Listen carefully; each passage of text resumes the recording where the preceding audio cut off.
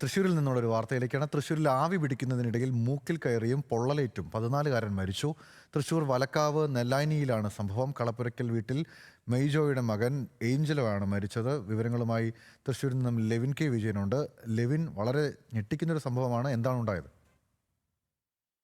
ഗൗതം, ഇന്ന് ഉച്ചയ്ക്ക് 11 മണിയോടുകൂടിയാണ് ഈ അപകടം ഉണ്ടാകുന്നത്. തൃശൂർ വലക്കാവ് കളപ്പുരയ്ക്കൽ വീട്ടിൽ മെയ്ജോയുടെ മകൻ 14 വയസ്സുകാരനായ ഏഞ്ചോയ്ക്കാണ് ഇത്തരമൊരു അപകടത്തിൽ ഗുരുതരമായി പരിക്കേൽക്കുകയും പൊള്ളലേൽക്കുകയും പിന്നീട് മരണപ്പെടുകയും ചെയ്തിട്ടുള്ളത്.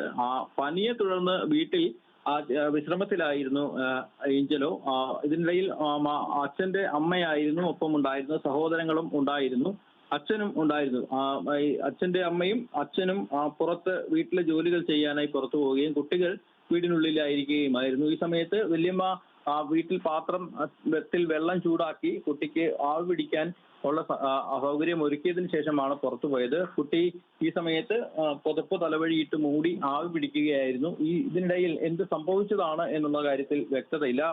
വീട്ടുകാർ തിരികെ എത്തി നോക്കുമ്പോൾ തറയിൽ വീണ് കിടക്കുന്ന നിലയിൽ മുഖത്ത് ഇത്തരത്തിൽ വെള്ളം വീണ് പൊള്ളലേറ്റ നിലയിലാണ് കുട്ടിയെ കണ്ടെത്തുന്നത്. 14 വയസ്സുകാരനായ കുട്ടി അങ്ങനെ ആവി പിടിക്കാൻ എളുപ്പം കഴിയുമെന്നുള്ള ധാരണ തന്നെയാണ് എല്ലാവർക്കും ഉള്ളത്. പക്ഷേ ഇതിനിടയിൽ ഒരുപക്ഷെ തലകറക്കം ഉണ്ടാവുകയോ അല്ലെങ്കിൽ നിയന്ത്രണം തെറ്റുകയോ അങ്ങനെ പാത്രത്തിലേക്ക് മുഖമടിച്ച് വീണതാകാം ഒരു സംശയമാണ് ഈ ഘട്ടത്തിൽ നിലനിൽക്കുന്നത്. അങ്ങനെ പാത്രത്തിലേക്ക് തലകറങ്ങി മറ്റോ വീണിട്ട് ആ നിലയിൽ പൊള്ളലേറ്റതാകാമെന്നുള്ളൊരു സംശയമാണ്. ഇതിനോടൊപ്പം തന്നെ മൂക്കിനുള്ളിലേക്ക് ചൂടുവെള്ളം പോവുകയും ചെയ്തു. അങ്ങനെയാണ് അപകടം ഉണ്ടായിരിക്കുന്നത്. ഈ അപകടത്തിന് പിന്നാലെ തന്നെ വീട്ടുകാർ കുട്ടിയെ പരിക്കേറ്റ നിലയിൽ കണ്ടെത്തുകയായിരുന്നു. ഉടൻ തന്നെ തൃശ്ശൂരിലെ സ്വകാര്യ ആശുപത്രിയിൽ എത്തിച്ചെങ്കിലും മരണം സംഭവിക്കുകയായിരുന്നു. കുട്ടനെല്ലൂർ സെന്റ് അഗസ്റ്റിൻ സ്കൂളിലെ വിദ്യാർത്ഥിയാണ് ഏഞ്ചലോ.